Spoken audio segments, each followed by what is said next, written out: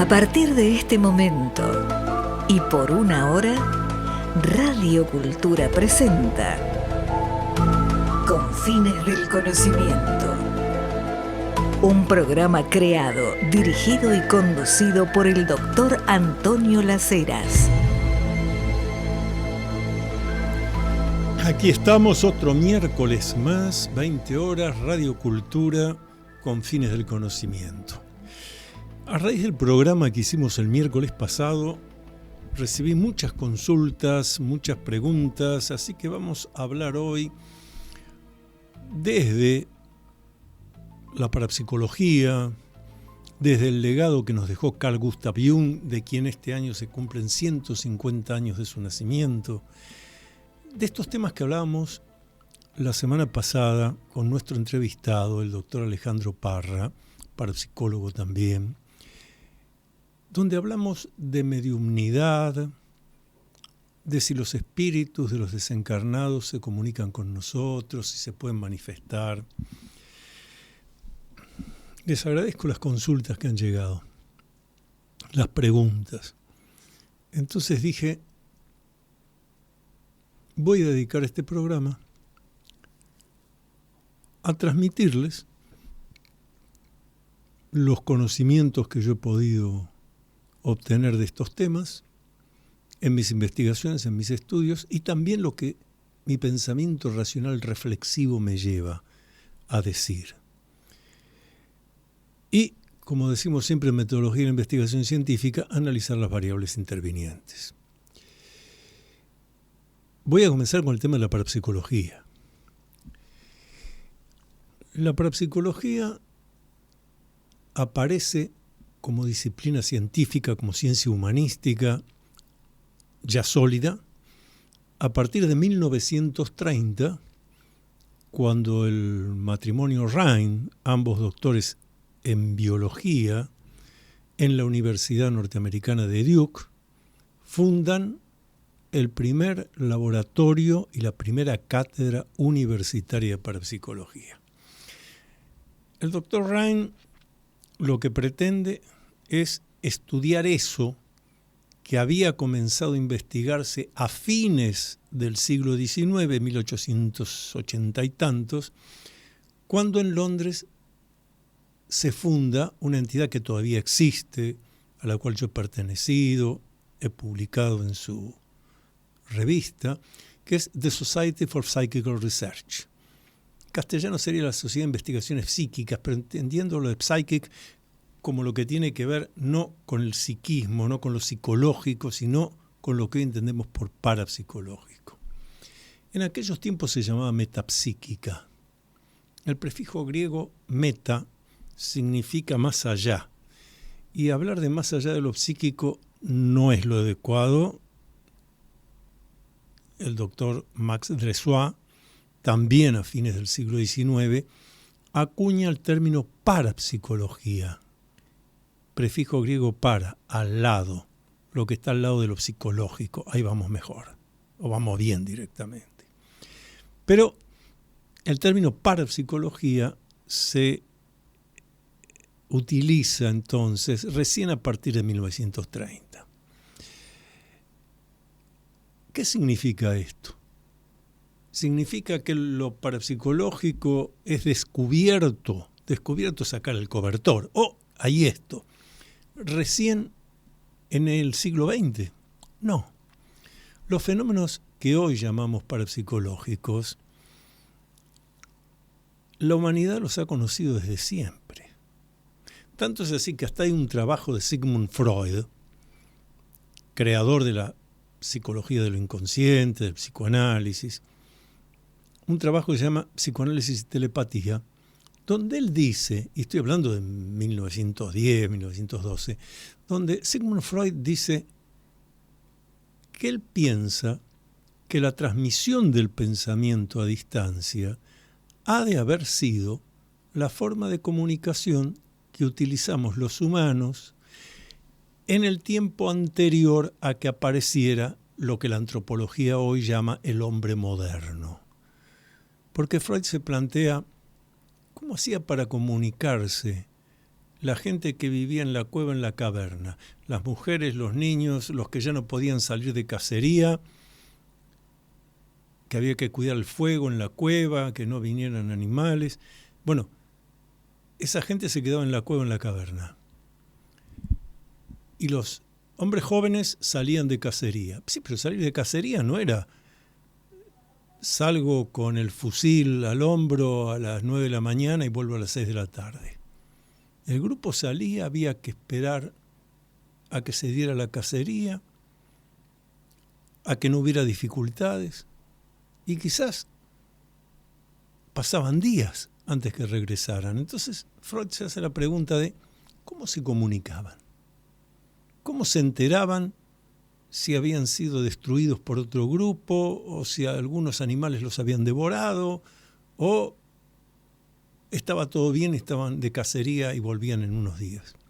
Entonces Freud piensa, ahí no había otra alternativa que utilizar la transmisión de pensamiento, lo que hoy llamamos telepatía. Luego, cuando ya se cambian las formas de vida, aparece esto que llamamos el hombre moderno, el lenguaje verbal, el lenguaje gestual, el estar cerca, el manejar los horarios. Habría hecho, es un potencial, habría hecho que lo parapsicológico se inhiba y dé lugar a la comunicación verbal, gestual, al uso de los 5 sentidos y no de ese sexto sentido del que hablaban nuestros abuelos con mucha sabiduría, que es lo extrasensorial. Ya no digo solo lo telepático, lo extrasensorial. Telepatía, clarividencia, precognición. Después lo defino. Entonces, una hipótesis interesante es esa. A raíz de la no necesidad de utilizarlo, eso se fue, ese factor que todos los humanos tenemos, no los animales ni los vegetales, que sí son influenciados por nuestro factor parapsicológico, como bien lo demostró Rhine en sus experiencias en laboratorio, y luego se siguió enseñando y haciendo experiencias en distintas partes del mundo. Acá en la Argentina, uno de mis grandes maestros en parapsicología, el sacerdote jesuita, licenciado Enrique Novillo Paulí, en la Universidad del Salvador, la que está acá en la ciudad de Buenos Aires, ahí había un instituto de parapsicología donde se hacían experimentos a ver si a distancia se podía fertilizar semillas de centeno o inhibir el crecimiento. Rhine y otros laboratorios de parapsicología fueron más lejos, inclusive si se podía cicatrizar heridas de animales o impedir la cicatrización. Bueno, todo eso se demostró, está publicado, están los cálculos estadísticos. No solo funciona, sino que según determinadas variables, si los que están a distancia actuando sobre esto para inhibirlo, desarrollarlo, que crezcan más las semillas de centeno que control o menos, según el estado emocional que están, también afecta el resultado. Rhine demostró, él trabajaba con voluntarios estudiantes de la Universidad de Duke, que cuando el grupo que tenía que actuar a distancia, Rhine lo único que le pedía es, en algún momento del día usted piense en estas semillas, imagínelas, la gente no iba al lugar, no conocía el lugar, te imagínelas y piense que crecen muy bien, transmita eso. Pero cuando los alumnos voluntarios estaban cerca del examen, en fechas de examen, o sea que estaban nerviosos por los exámenes, los resultados variaban notablemente. O sea, que lo psicológico también actúa sobre los resultados parapsicológicos. Igual que lo psicológico actúa en el cuerpo humano. Por eso las enfermedades son psicosomáticas, comienzan en la mente, en el psiquismo para ser más preciso. Porque en todo caso la mente es la interacción entre lo psíquico y lo orgánico, biológico, en este caso el sistema nervioso, el cerebro, el sistema neuronal. Esto es lo que se ha podido demostrar. Pero lo que a mí me interesa definir, a la pregunta esa que me hacían de, pero esto viene de ahora, antes. No. El tema de lo parapsicológico, sin ese nombre, estuvo presente siempre en todas las culturas, de todos los tiempos. Era imposible ignorarlo. Lo que ocurre es que en todas las culturas de todos los tiempos, a ese factor parapsicológico se lo puso como ajeno a lo humano. Son poderes de los dioses, son poderes de los demonios. Y después de mitad del siglo XIX, después de 1850, son los espíritus de los muertos que se manifiestan y producen estas cosas. Ahí empieza toda la cuestión que hablábamos la semana pasada de la mediumnidad. Aparecen unas personas que dicen que son médiums, un intermediario entre este espacio humano y los desencarnados. Esto comienza en los Estados Unidos con una familia de apellido Fox, cuyas hijas decían que a través de un mecanismo de golpes se podían comunicar y dar respuestas de los muertos a los seres queridos. El tema interesó tanto que las hermanitas Fox, sostenidas, regenteadas, voy a decir, por su familia, comenzaron a recorrer las ciudades norteamericanas de allá de 1850 y tantos y hacían de esto un show teatral.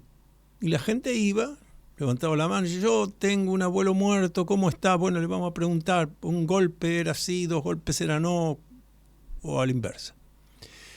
El tema interesó tanto que se volvió un hecho cultural, pasó el Atlántico y llegó a Europa. El espiritismo, que es de lo que estamos hablando, el espiritismo comenzó a ser algo usual en la vida cotidiana de las personas de los últimos 20, 30 años del siglo XIX, 1880 y tantos. Es más, no ser espiritista era algo no bien visto, como si uno estuviera atrasado. Hasta que, como ya les digo, unos años antes de que terminara el siglo XIX, un grupo de científicos, médicos, físicos, químicos, biólogos, se hacen la pregunta y dicen, pero ¿qué estamos hablando de espíritus desencarnados? Esto es un hecho humano. Y ahí se funda The Society for Psychical Research. Y comienza la investigación científica de esto que llamamos parapsicología. Vamos a hacer la primera pausa del programa y les sigo contando porque quiero desarrollar esto a lo largo de todo el programa. Todas las actividades del Dr. Antonio Las Heras, investigaciones, cursos, libros publicados, conferencias, están en su web www.antoniolaceras.com. Entonces, recuerda visitar www.antoniolaceras.com.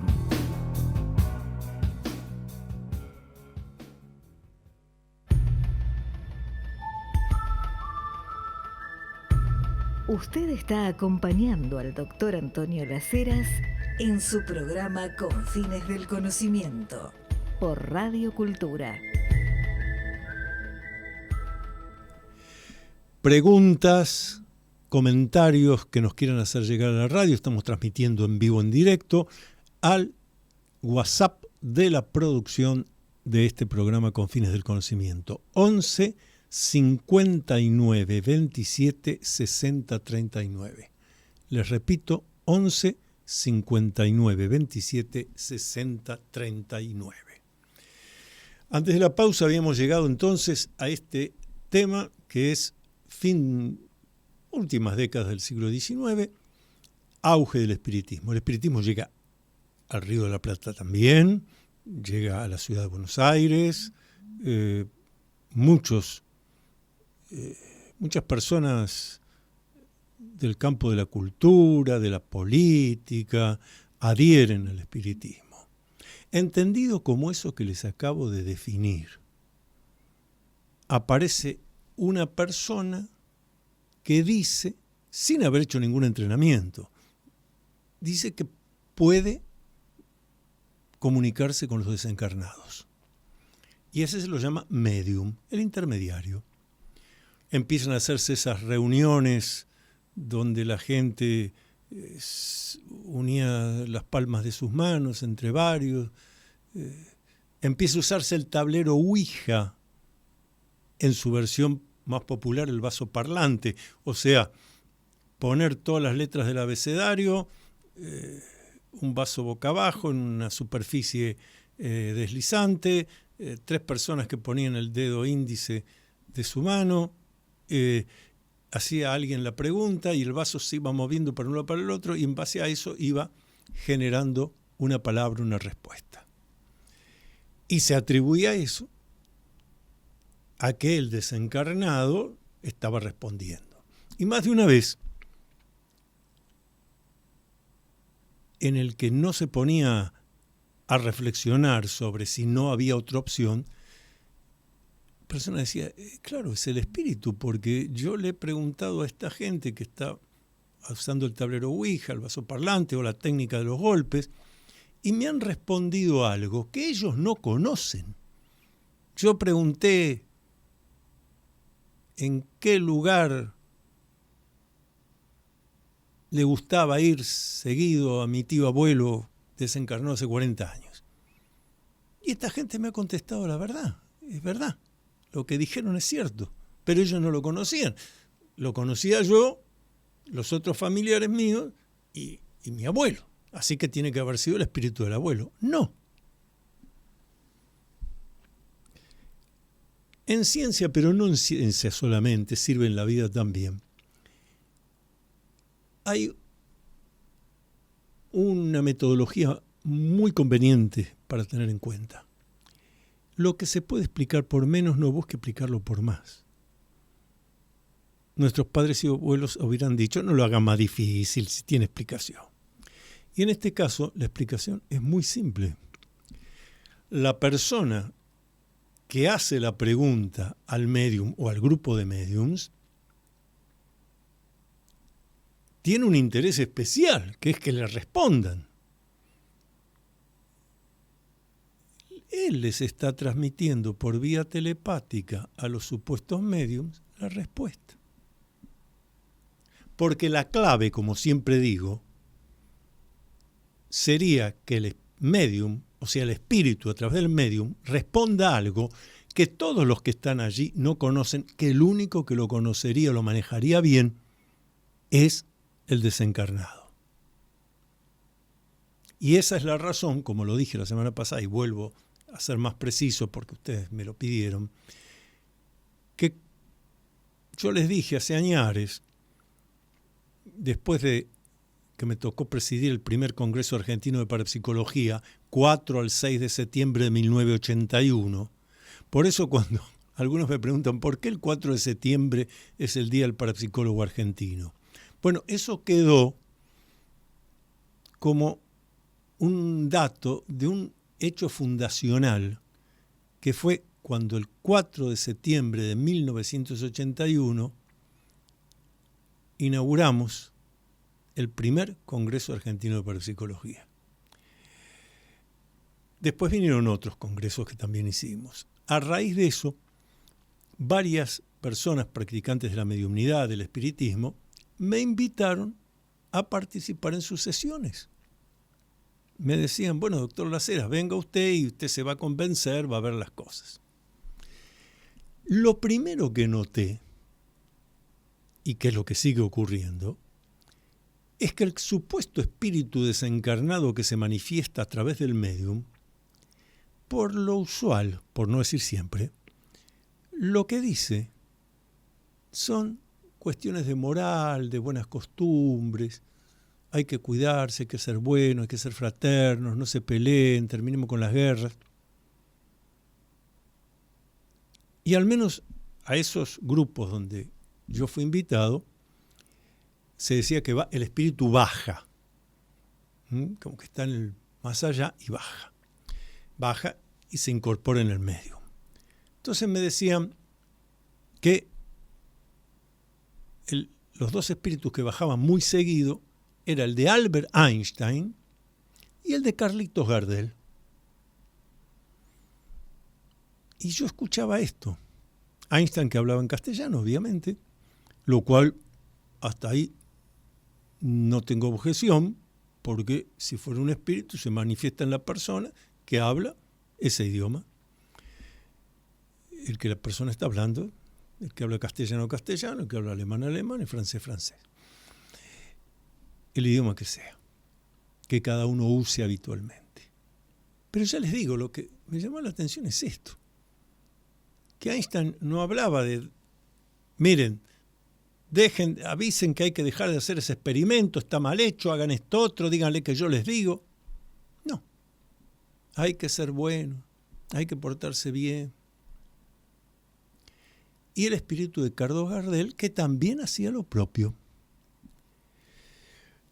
Entonces, cuando me dijeron si yo estaba convencido, les dije que no, porque no había escuchado algo que yo pudiera vincular al espíritu del desencarnado. Entonces dije, voy a hablar con el espíritu de Einstein sobre física. Y empecé haciendo una pregunta que cualquiera que haya hecho la escuela secundaria en mi época, no hay necesidad de ir a la universidad para esto, conoce. Que me explicara qué es raíz cuadrada de n por p por q. Se enojaron. Se me enojaron. No, que Einstein no habla de esas cosas, ¿no? Pero si eso es de lo que importa que hable. Si es el espíritu, si tiene conciencia, porque él conoce que fue Einstein. Entonces, si tiene conciencia de que fue Einstein, tiene todos sus conocimientos. Le voy a hacer una pregunta que para Einstein es una tontería. Y después de eso empezamos a dialogar a ver si él nos puede legar algo más que de sus investigaciones. En realidad Einstein jamás hizo una investigación. De sus trabajos teóricos que no haya escrito, no nos haya transmitido. No, se enojaron. Y de Gardel les pedí una prueba simple, que cantara el día que me quieras. Se enojaron. Por eso yo estoy convencido que todo lo que se habla de mediumnidad no es, lo voy a decir 3 veces, no es comunicación con espíritus desencarnados. En todo caso, son manifestaciones del psiquismo inconsciente del supuesto medium. Estoy dispuesto a rectificarme cuando en alguna sesión espiritista o mediúmnica me dejen hablar con el espíritu de Einstein, por ejemplo, y podamos hablar de temas de física. Ahora sería de física cuántica, que es tan interesante y que Einstein fue uno de los primeros en teorizar sobre eso. Porque de lo contrario, lo que yo interpreto es que nos estamos quedando sin analizar una variable clave, que es el deseo de la persona. En el caso del medium, el deseo, quizás inconsciente desde ya. Yo no estoy diciendo que son estafadores, Al revés. Yo digo que están absolutamente convencidos que lo que están diciendo es cierto. Están equivocados, pero lo que están diciendo, están convencidos que es cierto, porque hay un deseo inconsciente de querer comunicarse con los desencarnados.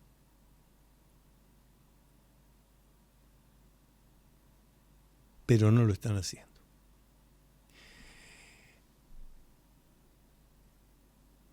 Y voy más en detalle. Me hago la pregunta de por qué alguien que ha pasado a un nivel superior, diferente, porque ya desencarnó, no tiene el cuerpo. Ahora, como diría Platón, es pura alma y entonces está en algo trascendente, en algo más evolucionado, va a tener interés en volver a manifestarse en este plano.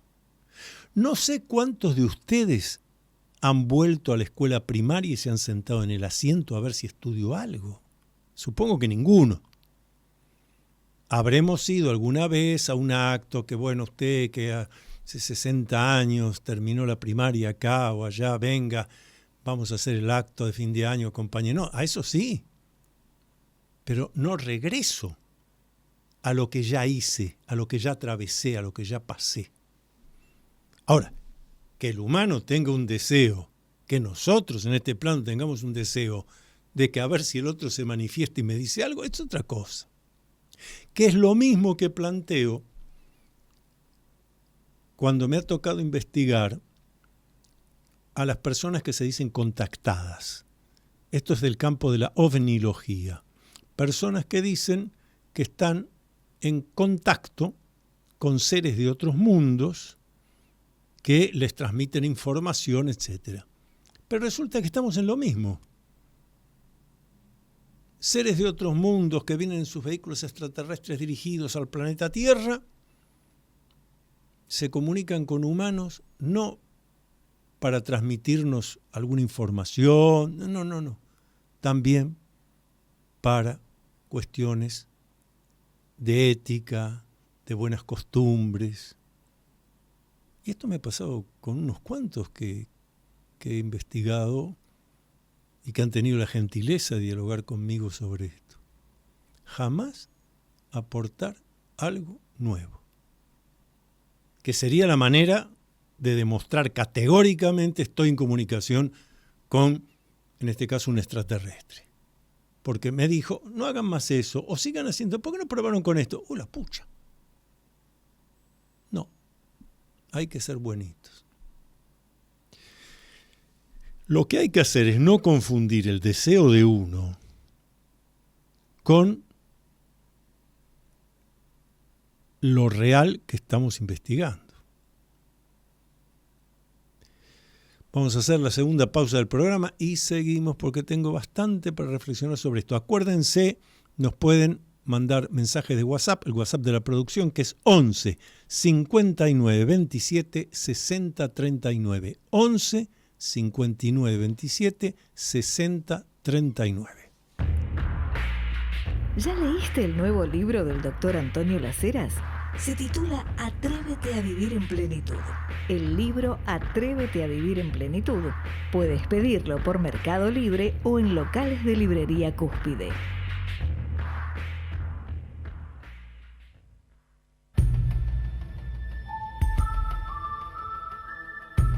Usted está acompañando al doctor Antonio Laceras en su programa Confines del Conocimiento por Radio Cultura. Yo sospecho que mi equipo de producción busca distraerme. No lo van a lograr, ¿eh? No lo van a lograr porque, si bien el motivo de distracción, ustedes ven lo que me acaban de traer, lo vamos a dejar para después del programa, ¿eh? Claro, un tema que ha estado muy conversado estos días. Miren las empanadas del Club del Progreso que nos ha enviado el Club del Progreso. Muchas gracias. Muchas gracias. Miren qué empanadas.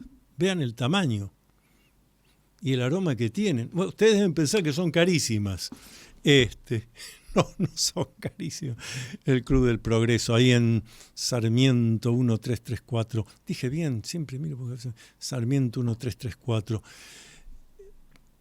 A mí me gusta hablar del Club del Progreso porque te atienden bien. En este caso, esta docena de empanadas surtidas vale muchísimo menos, cuesta muchísimo menos que lo que Ricardo Darín estuvo explicando. Miren, en Confines del Conocimiento los temas que estamos tratando, pero tiene sentido. Lugar que puedes ir a desayunar, a almorzar, tomar la media tarde, ir a cenar ahora. Excelente. Sobre todo me gusta la tranquilidad, el espacio. Así que después del programa aquí con el equipo todo tenemos las empanadas del Club del Progreso a un precio sensato como tiene que ser. Y gracias por el envío porque hacen envío a domicilio, ¿eh?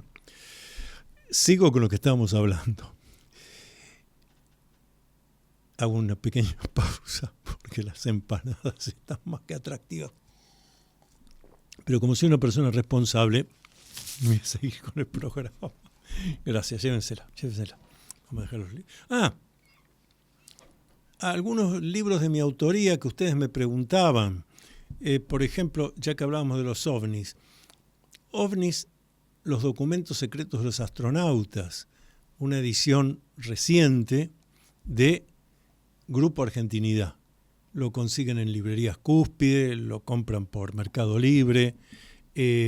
Sobre estos temas que estábamos hablando, y ahora vamos a seguir de parapsicología, yo les mencioné a Sigmund Freud, hay un libro mío, Sigmund Freud, Psicoanálisis y Parapsicología.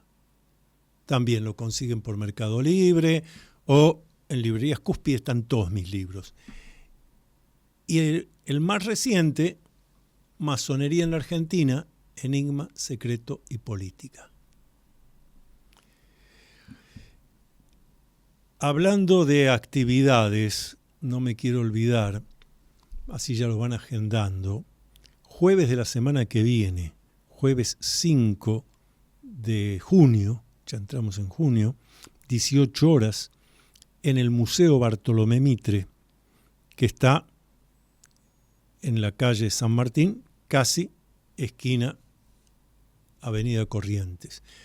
Jueves 5, 18 horas, junto con otro de los que hace programas en Radio Cultura, Daniel Ripoll, que los martes 23 horas hace Sendero de Escritores, sí. Con Daniel Ripoll y con la notable escritora Alina Diaconú, como 5 de junio tiene que ver con el Día del Periodista, vamos a hablar de escritores que han sido periodistas. Es entrada libre y gratuita. En mi caso particular, ya que hablábamos de masonería en la Argentina, voy a hablar de dos.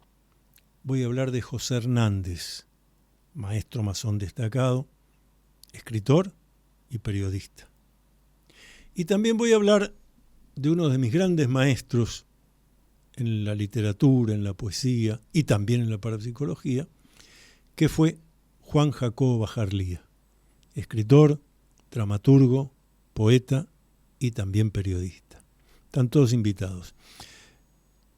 Jueves 5 de junio, jueves de la semana que viene, 18 horas, Museo Bartolomé Mitre, en la calle San Martín, hay microcentro, San Martín, casi Avenida Corrientes. Y el viernes 6 de junio, se cumple un nuevo aniversario de cuando desencarnó ese sabio que fue Carl Gustav Jung, cuyo legado hoy es más importante que nunca. Ya muchos habían dicho que la obra de Jung iba a ser más valorada a medida que se avanzara en el siglo XXI. Así que los invito también a entrada libre y gratuita, viernes 6 de junio, 18 horas, en el auditorio de la Sociedad Argentina de Escritores, calle Uruguay 1371 de la Ciudad de Buenos Aires. Vamos a crear, a fundar lo que hemos llamado el campo del legado de Carl Gustav Jung. ¿Por qué el campo del legado de Carl Gustav Jung? Porque en general de lo que se suele hablar de Jung es, bueno, el médico psiquiatra que fue discípulo de Freud y luego amplificador, el creador de la psicología de los arquetipos, un psicoanálisis especial, diferente. Jung habló del inconsciente colectivo.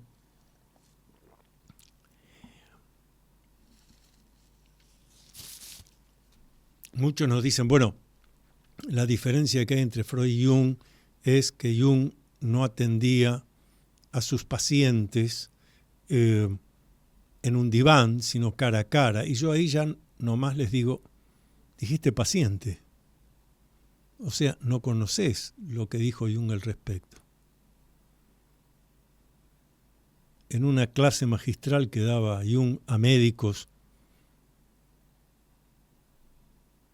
que se interesaban por su obra, por conocer el psicoanálisis propuesto por él, uno de esos médicos llega el momento de las preguntas en esa clase magistral y le dice, profesor Jung, cuando usted atiende un paciente y uno interrumpe y le dice, desde que dejé el Burgosli, nunca más tuve pacientes. Se estaba refiriendo al hospital psiquiátrico donde él había hecho su formación de psiquiatra. El auditorio queda mudo, expectante, porque todos conocían que Jung seguía atendiendo en su consultorio. Entonces Jung se sonríe y le dice, ahora, si usted lo que me va a preguntar es sobre la gente que trabaja conmigo, eso sí tengo. Esto es fundamental en el legado que nos deja Carl Gustav Jung. Esto de paciente es una deformación que viene de la medicina y de la odontología. No hay duda que cuando yo estoy en el consultorio odontológico con la boca abierta y el odontólogo arreglando una caries, yo estoy paciente, soy paciente. Lo mío es la pasividad porque la acción está en manos del profesional odontólogo. Cuando yo voy al médico, también soy paciente. Estoy pasivo. Me tiene que revisar, hacerme preguntas. Y después él decide, ve Antonio, tómese un comprimido de estos todos los días, por un mes, después me viene a ver. Yo soy pasivo, obedezco lo que me dicen, y él, el médico, que para eso se formó, va estudiando si yo evoluciono bien o no. Lo que propone Jung es otra cosa. Por eso la gente que trabaja conmigo. No hay pacientes en el trabajo que propone Carl Gustav Jung. Lo que hay es un trabajo. Y vaya que había trabajo que, por ejemplo, Jung le pedía a la gente que trabajaba con él, llamémoslo sus consultantes, que llevaran un cuaderno de sueños. Nada de usted viene a la sesión y me relata el sueño. No, usted viene a la sesión, me lee el sueño y luego me dice qué interpreta usted del sueño. Y después Jung le iba a hacer alguna puntualización. En todo momento, por eso cara a cara, por eso no hay diván, porque no hay paciente. No es una cuestión médica, es otra cosa lo que propone Jung. Tanto es así que otra de las cosas que dijo Jung y que están constatadas es, yo no propongo ningún método, cada uno elige el suyo. Epa. Luego, Jung incorpora todas estas cosas que estábamos hablando recién. La tesis de doctor en medicina de Jung, hecha en 1895, se refiere a lo que entonces llamaban los fenómenos ocultos. Investiga un caso de mediumnidad espírita. Con eso se gradúa de doctor en medicina. Tema que siguió investigando toda la vida, pero que comprendió que la explicación era parapsicológica. Por eso Jung a la parapsicología le dio gran importancia. Intercambió correspondencia con el doctor Rhein, al que mencioné, el primer catedrático universitario y laboratorio de parapsicología, intercambiaba con Rhein. Dio conferencias en Londres en The Society for Psychical Research. Era un convencido de la existencia de la función parapsicológica. Tanto es así que Jung deja una clasificación de los sueños compensatorios, eso coincide con todos los que aceptan la existencia del inconsciente, sueños compensatorios, y la clasificación de los sueños no compensatorios, donde habla claramente sueños anticipatorios, sueños parapsicológicos, que pueden ser clarividentes, telepáticos o precognitivos. Telepatía, la captación a distancia de un pensamiento que está en otra persona. Clarividencia, la captación a distancia de algo que está ocurriendo en este mismo momento, pero que yo a través de mis 5 sentidos no lo puedo percibir. El famoso sexto sentido. Y precognición, Jung estudió varios casos de precognición, que es el conocimiento cierto de un hecho futuro, dije cierto, no más o menos, cierto, de un hecho futuro que no puede ser obtenido por razonamiento, deducción o inferencia lógica. Jung va más lejos todavía, investiga la alquimia, hay un texto voluminoso de Jung, si lo van a comprar porque está en castellano, el que tiene las láminas, porque si no, no se entiende, que se llama Psicología y Alquimia. El último libro que escribe Jung, que desencarnó 6 de junio de 1961, el último libro publicado en 1959, una temprana edición castellana la hizo la editorial Sur de Victorio Ocampo, quien conoció, trató y hasta estuvo en la casa de Jung conversando. El último libro escrito por Jung se llama Sobre las cosas que se ven en el cielo. En 1947, 24 de junio de 1947, había ocurrido el famoso caso de Kenneth Arnold, I Have Seen Flying Saucers que se tradujo como plato volador, 1947. 10 años después, un poco más, Jung ya venía ocupándose de esto y publica este libro. Y hay otro libro más, La interpretación de la naturaleza y la psique. Todo esto está en castellano. Si les interesa, pueden conseguirlos. Jung dedica un capítulo a la parapsicología, un capítulo a la astrología. ¿Se dan cuenta? Por eso nosotros vamos a dar por fundado en ese acto del viernes de la semana que viene, del 6 de junio a las 18 horas en la Sociedad Argentina de Escritores, calle Uruguay 1371 de la Ciudad de Buenos Aires, entrada libre y gratuita, todos bienvenidos. Vamos a fundar el campo del legado de Carl Gustav Jung. Podríamos decir el campo de la psicología junguiana, no, listo, ya traicionamos a Jung. Porque Jung es mucho más que eso. Jung es la búsqueda permanente de conocer la esencia de la naturaleza humana, que incluye lo psíquico inconsciente, lo inconsciente colectivo, lo parapsicológico, lo espiritual. Tan convencido estaba Jung de que después de desencarnar la vida continúa, que el legado práctico al que podemos acceder todos, que debiéramos atrevernos a acceder todos, es lo que él llamó el sendero de individuación. Individuación es la posibilidad que tiene cada uno de nosotros de ir evolucionando. Pero claro, evolucionar requiere no conservar. Conservar impide evolucionar.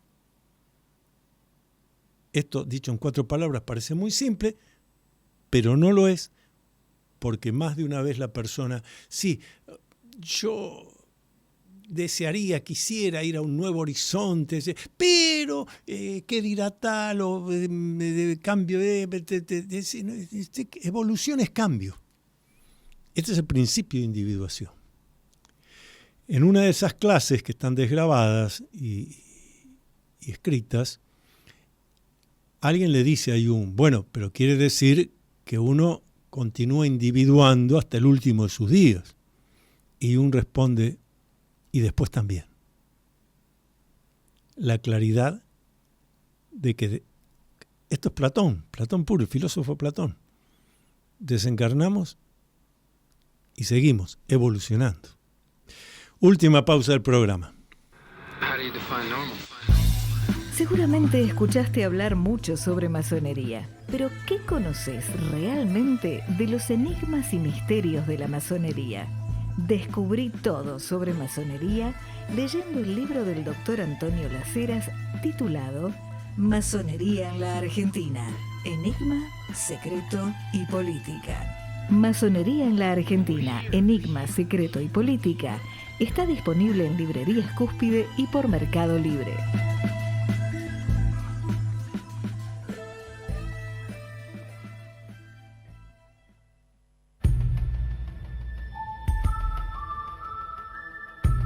Usted está acompañando al doctor Antonio Las Heras en su programa Con Fines del Conocimiento por Radio Cultura. Obviamente que los fenómenos parapsicológicos no terminan en los extrasensoriales. Hay otros, los que llamamos psiquinéticos, movimiento de objetos sin que alguien los toque, producido por la misma persona, en general en forma inconsciente. Fenómeno parapsicológico voluntario. Habrá que ir a la India, investigar ahí a los maestros hindúes, a los yogis. Pero en la vida occidental que nosotros conocemos y practicamos, el fenómeno es espontáneo y errático. Se puede favorecer, eso sí, se puede favorecer la producción de lo parapsicológico, lo cual requiere cierta forma de vida. Por ejemplo, no vivir estresado. Por ejemplo, practicar meditación de manera cotidiana. Por ejemplo, tener diariamente tiempo para uno mismo, para su autoanálisis, para eso que decía San Ignacio de Loyola, responder las preguntas a dónde voy y para qué voy. Y también pedir la ayuda profesional necesaria para tener un espejo, para eso está el psicoanálisis, que permite, sea el freudiano, el que Jung nos transmitió, pero es fundamental, porque yo tengo que poder explorar mi mundo inconsciente para traer a la conciencia todo eso y ver de hacerme cargo. No para escribir dentro de 2 años el libro Mi Neurosis y Yo, sino para poder modificar. Esto me hace acordar una de las grandes mentiras de esas frases hechas, ¿no? Me ha pasado en las conferencias alguien que me dice, yo no necesito eso, yo me conozco mejor que ninguno. Y a mí me da penita porque digo, qué enfermo que está esta persona. Cree que él se conoce mejor. ¿Ah, sí? ¿Cuánto hace que usted se afeita, señor? Que tiene 50 años y empezó a los 18. Bueno, yo le voy a dar una navaja, afeítese sin espejo. Va a tener que salir corriendo al hospital. Qué curioso eso, ¿eh? Qué curioso. Sin embargo, voy todos los días con mi cara y me afeito al espejo. No use el espejo. Si no puede afeitarse sin un espejo porque le doy la navaja y se lastima todo, imagínese, que el equipo de producción está ayudando muy bien, claro, dándome estos ejemplos. ¿Cómo voy a hacerme cargo de mi psiquismo inconsciente? Pero es un mecanismo de defensa. Un buen mecanismo de defensa es mentirse a sí mismo. Mentirse a sí mismo, porque un poquito de reflexión y te das cuenta enseguida. Y otra cosa, aquí me recordaba la producción que yo amplifico y dejo ciertos puntos. Claro, cuando dije usar el término psicología junguiana es traicionarlo a Jung, acá me están recordando que no expliqué por qué. Muy simple. Esto también está, todo lo que yo digo está documentado. Pero esto está más simple de encontrar porque está en una entrevista que le hace la BBC de Londres. Está en internet, blanco y negro obviamente, y donde el periodista lo lleva muy bien a Jung en sus preguntas. Y entonces hacia el final, bueno, ¿y qué espera usted para el futuro, para cuando usted ya no esté aquí? Y Jung dice, lo que espero es que no haya junguianos. Le repregunta el periodista por qué. Porque no quiero repetidores, no quiero gente que repita lo que yo dije. Quiero gente que sea capaz de continuar la obra, ampliarla, profundizarla, abrir nuevos horizontes. Entonces, aunque muchas veces lo decimos pero en un lenguaje coloquial, lo de junguiano, pero tengamos conciencia de que Jung expresamente nos dijo, eso no. Junguiano no es que sigo investigo. Jungiano es sigo a Jung. Bueno, Jung lo que nos pidió es que no fuéramos jungianos. Por eso nosotros lo que estamos fundando es el campo del legado de Carl Gustav Jung, que incluye no ser jungiano. Y me decían que aclare lo de campo. Campo porque no es solo el psicoanálisis armado como trabajo que hace el analista y el analizado, la gente que trabaja conmigo. Hay una cantidad de aspectos de los que se ocupó Jung que forman parte del campo, del legado de Carl Gustav Jung. Vuelvo a la otra parte, dije, dentro de lo parapsicológico está también lo que llamamos psiquinético, antes conocido como telequinesis, psicoquinesis, modernamente psiquinesis. Movimientos que no están hechos por nosotros de manera muscular, no es yo agarré el vaso y acá lo tengo, no. Se movió aquello sin que alguien lo toque. No fue nada electromecánico, electromagnético, no fue una fuerza conocida. El factor parapsicológico también puede actuar sobre los objetos. Ahí tenemos las explicaciones cuando nos dicen de una casa embrujada o de que aparecen fantasmas. Todo eso se puede explicar desde lo parapsicológico. Nosotros, los humanos, somos capaces de hacer esas cosas. Por lo usual, como dije, de manera espontánea y errática. Y siempre por alguna acción donde lo psíquico inconsciente empuja al factor parapsicológico a manifestarse. Allí donde no puedo manifestarme a través de mis 5 sentidos, de mi lenguaje gestual, verbal, en una situación de desesperación, una situación alterada de conciencia, se abre lo parapsicológico. Quien nos enseñó muy bien esto también fue uno de los fundadores de la Asociación Psicoanalítica Argentina, que también fue profesor mío, el doctor Arnaldo Raskowski. Arnaldo Raskowski, que venía a nuestros congresos de parapsicología a explicar esto, un médico, psicoanalista, freudiano. Y él decía, cuando una señora está en su casa y repentinamente agarra su pecho, un dolor le ha venido. Sería una alucinación senestésica. Algo le pasó a mi hijo. Pero resulta que el hijo estaba a 3.000 kilómetros de distancia. Estoy hablando de la época que no había celular, nada por el estilo. Horas después, por el famoso teléfono negro, alámbrico, alguien llamaba o alguien mandaba un telegrama. Señora, hace unas horas su hijo tuvo este accidente, está lastimado en el pecho. Entonces Arnaldo Raskowski nos decía eso. ¿Cómo puede haber pasado esto de manera coincidente? Esto no es una casualidad. Esto no es una mera coincidencia. Esta señora ha sentido el dolor que tuvo su hijo en el momento del accidente, aunque estaba a 8.000 kilómetros de distancia. ¿Cómo se transmitió? Y nos decía Raskowski. A través de la telepatía. Hay muchos casos así. Busquen ustedes en la familia y van a ver que alguien cuenta alguna anécdota de este tipo. Bueno, por eso es tan importante que tengamos en cuenta lo parapsicológico, que curiosamente, ya eso hablaremos la semana que viene, pero curiosamente, y lo digo de manera irónica, la investigación parapsicológica científica, en lugar de ir en aumento, ha ido disminuyendo. Y al avance del siglo XXI han desaparecido las cátedras universitarias de parapsicología, han desaparecido los laboratorios. Lo que sí han aparecido es muchas cátedras de neurociencias.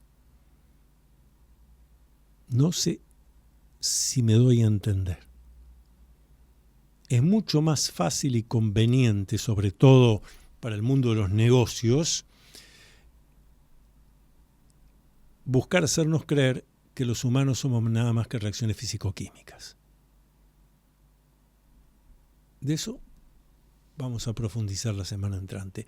Pero no se puede entender la condición humana, no se puede entender al humano, si no tenemos en cuenta los 4 aspectos que hacen a nosotros.